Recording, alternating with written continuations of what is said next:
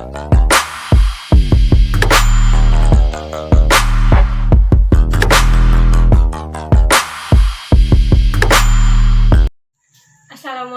warahmatullahi wabarakatuh. Perkenalkan, nama saya Yulpita Desi, NIM 17231035, kelas Pendidikan IPA B tahun 2017.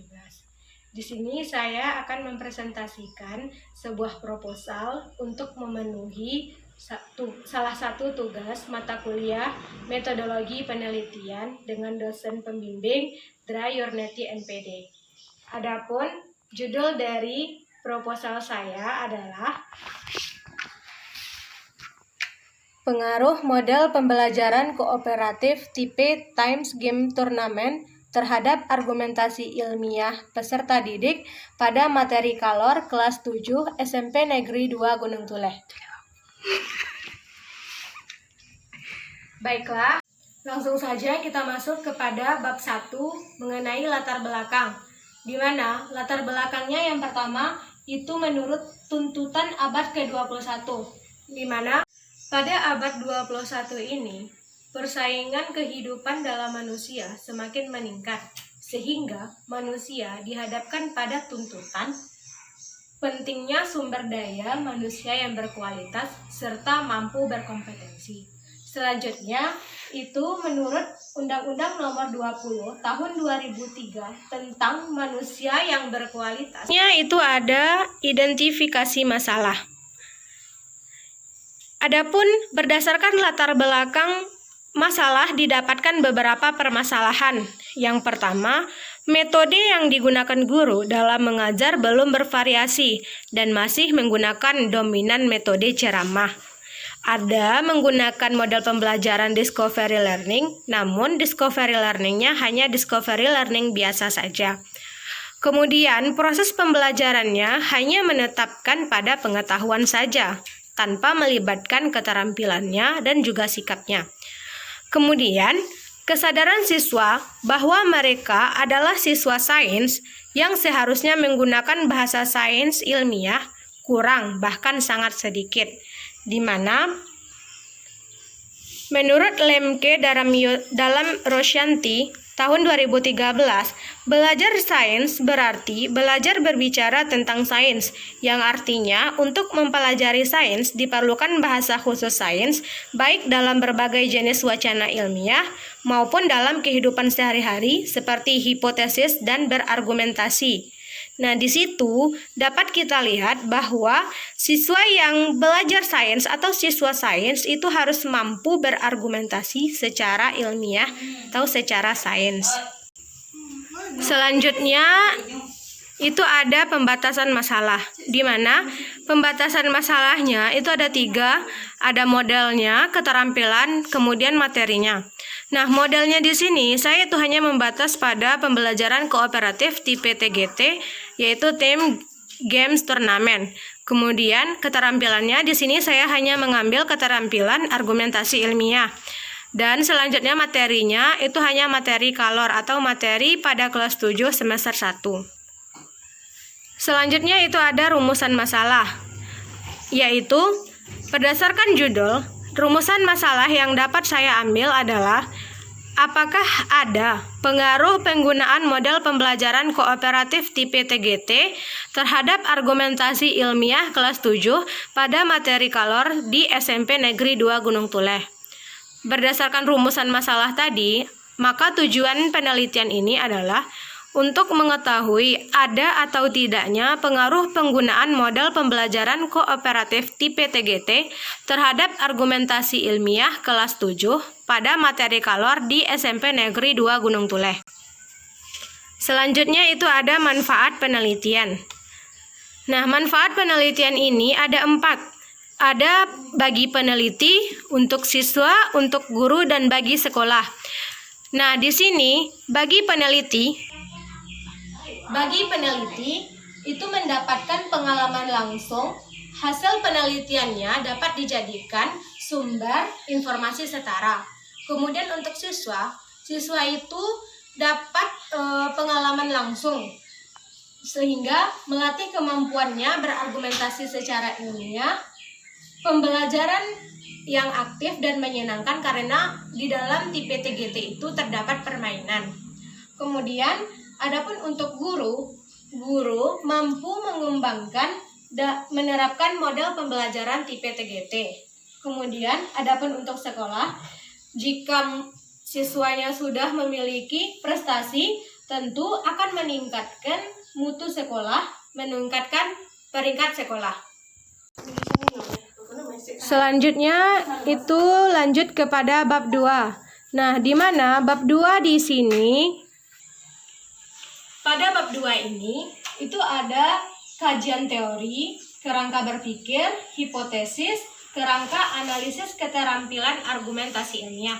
Yang pertama itu ada kajian teorinya. Berdasarkan tinjauan pustakanya, yang saya ambil di sini ada model pembelajaran kooperatif, model pembelajaran kooperatif tipe TGT, tim, game turnamen, kemudian argumentasi ilmiah, dan juga ada karakteristik materi, di mana materinya saya fokuskan kepada color saja.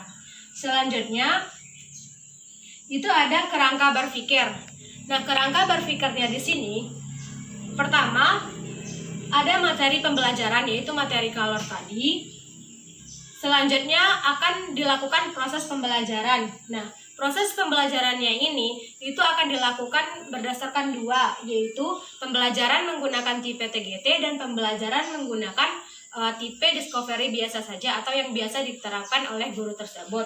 Kemudian nanti setelah post-test akan dapat dilihat keterampilan berargumentasi ilmiah siswa, sehingga peneliti dapat menyimpulkan apakah terdapat pengaruh terhadap keterampilan berargumentasi ilmiah siswa dengan menggunakan model pembelajaran tipe TGT. Selanjutnya itu ada hipotesis. Nah, hipotesis peneliti di sini, model pembelajaran kooperatif tipe TGT itu mempengaruhi keterampilan argumentasi ilmiah siswa kelas 7 pada materi color di SMP Negeri 2 Gunung Puleh. Selanjutnya, itu ada analisis argumentasi ilmiah. Nah, analisis argumentasi ilmiah ini pengkategoriannya ada 6, di mana ada level 0, 1, 2, 3, 4, 5. Level 0 itu argumentasi ilmiahnya cuma berupa klaim. Selanjutnya level 1 ada klaim dan ada klaim sederhana dengan klaim yang berlawanan. Kemudian level 2 argumentasinya berupa klaim dan disertai data, jaminan atau dukungan tetapi tidak mengandung sanggahan. Level 3, argumentasi mengandung serangkaian klaim disertai data, jaminan atau dukungan dan sesekali sanggahan yang lemah. Kemudian level 4, argumentasi mengandung klaim disertai satu sanggahan yang dapat diidentifikasi jelas dan tepat dan mengandung beberapa klaim. Level 5, bila argumentasinya luas namun tetap terkait dengan materi pembelajaran dengan lebih dari satu sanggahan yang jelas dan tepat.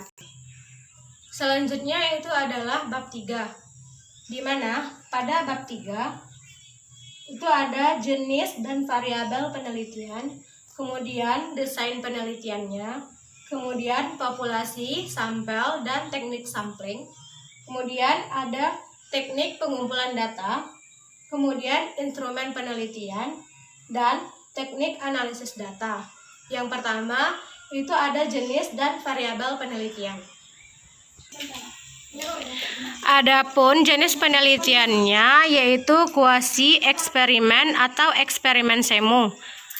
Selanjutnya, adapun variabel penelitiannya, di sini variabel penelitiannya ada variabel bebas dan variabel terikat. Variabel bebasnya di sini adalah model pembelajaran TGT atau tim game turnamen. Kemudian variabel terikatnya adalah keterampilan argumentasi ilmiah peserta didik. Selanjutnya itu ada desain penelitiannya. Desain penelitiannya di sini adalah post-test only control design. Pada post-test only control design ini, terdapat 3 kelompok dalam desain penelitian, di mana masing-masingnya dipilih secara acak. Kelompok yang diberi perlakuan disebut kelompok eksperimen, dan kelompok yang tidak diberi perlakuan disebut kelompok kontrol. Seperti pada tabel, di sini ada model pembelajaran atau XI, kemudian dengan modelnya ada TGT, X1, dan Discovery Learning, X2. Selanjutnya, argumentasi ilmiah dilambangkan dengan Y, di mana X1Y itu merupakan model pembelajaran TGT terhadap kemampuan pemecahan masalah atau argumentasi ilmiah siswa. Kemudian X2Y itu adalah model pembelajaran Discovery Learning terhadap kemampuan argumentasi ilmiah siswa. Selanjutnya itu ada populasi sampel dan teknik sampling, di mana populasi di sini adalah seluruh peserta didik kelas 7 SMP Negeri 2 Gunung Tuleh yang terdiri dari 4 kelas, yaitu kelas A, B, dan D. Selanjutnya ada sampelnya. Nah, sampel yang digunakan di sini adalah kelas 7A dan sedangkan kelas kontrol adalah kelas 7D, di mana kelas eksperimen dan kelas kontrol ini teknik samplingnya itu diambil secara acak. Jadi kelas 7A dan kelas 7D ini itu dipilih dalam teknik acak kelas. Selanjutnya ada teknik pengumpulan data. Teknik pengumpulan datanya di sini ada dokumentasi, observasi, tes, wawancara. Nah, dokumentasi cara pengumpulan data dengan melihatnya dalam dokumen-dokumen yang telah ada. Kemudian observasi, di mana pengamatan mengenai gejala sosial dengan tanda-tanda psikis yang dilaksanakan secara sengaja atau sistematis. Kemudian dengan tes. Nah, tes ini adalah alat dan memiliki prosedur yang sistematis, objektif untuk mengatur dan menilai pengetahuan atau penguasaan objek ukur terhadap seperangkat konten dan materi tertentu. Kemudian, wawancara, suatu kegiatan yang dilakukan untuk mendapatkan informasi secara langsung dengan menggunakan pertanyaan-pertanyaan pada para responden atau siswa. Selanjutnya, ada instrumen penelitian. Instrumen penelitian yang pertama atau lebih difokuskan kepada instrumen tes. Nah, instrumen tes ini nanti nilainya skor mentah dibagi dengan skor maksimum ideal, di mana skor mentah itu adalah skor yang diperoleh peserta didik. Kemudian skor maksimum ideal adalah skor maksimum banyaknya soal. Kemudian dalam instrumen tes ada uji. Yang pertama uji reliabilitas. Nah, uji reliabilitas ini adalah untuk mengetahui ketetapan dari instrumen sebagai alat ukur, sehingga hasil pengukuran dapat dipercaya. Soal dalam penelitian yang dilaksanakan dinyatakan reliabel apabila koefisien reliabilitasnya lebih besar dari atau sama dengan seperti yang ditunjukkan pada PPT. Kemudian yang kedua ada uji validitas. Di sini uji validitasnya itu adalah validitas isi. Validitas isi ini mengacu pada seberapa banyak materi tes dapat mengukur keseluruhan bahan atau materi yang telah diajarkan. Untuk yang terakhir itu ada teknik analisis data.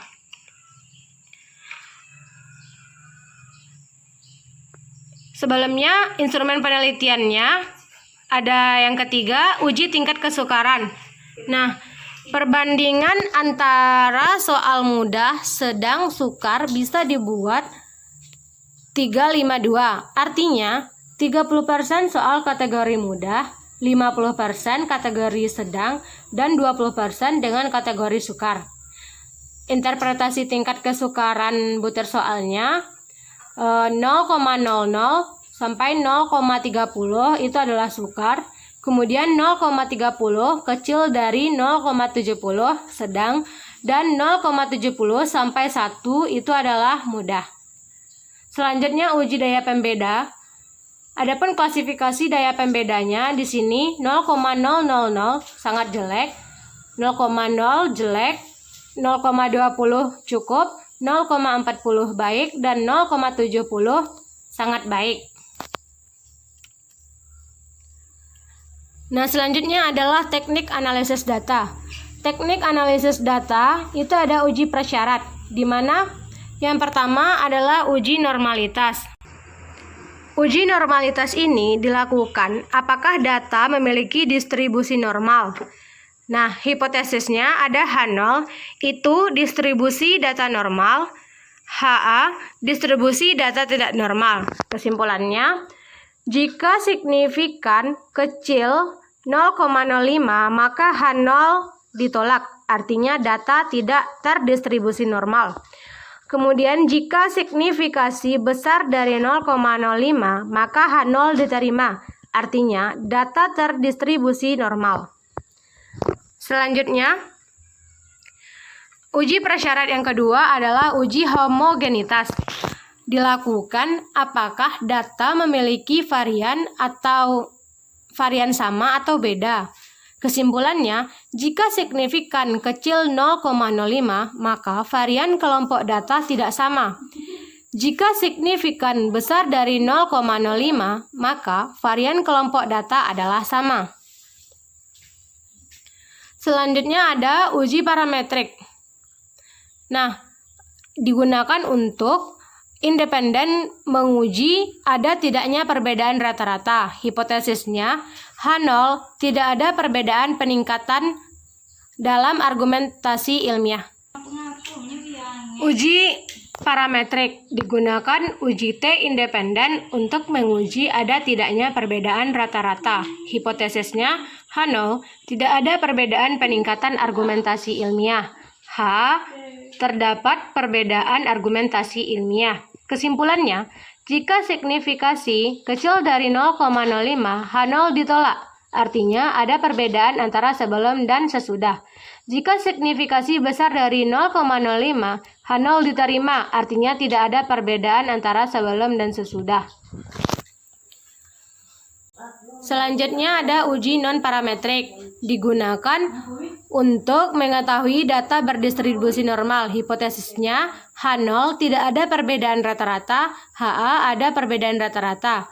Kesimpulannya, jika signifikan kecil dari 0,05, H0 ditolak, artinya ada perbedaan rata-rata. Jika signifikansi besar dari 0,05, H0 diterima, artinya tidak ada perbedaan rata-rata. Itulah hasil presentasi proposal saya. Jika ada salah, saya mohon maaf, dan saya akhiri dengan Assalamualaikum warahmatullahi wabarakatuh.